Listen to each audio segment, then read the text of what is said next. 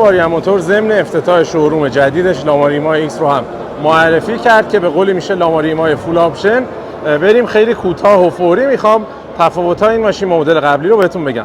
توی نمای ظاهری بجز اینکه چراغ‌های LED اضافه شده، می‌بینیم که ایما ایکس با بادی کیت هم عرضه میشه، یعنی زیر سپر جلو، رکاب‌های متفاوت و توی نمای عقب یه دیفیوزر خیلی حجیم که خب کمک میکنه به اسپورت‌تر شدن ماشین. البته این بادی کیت انتخابیه.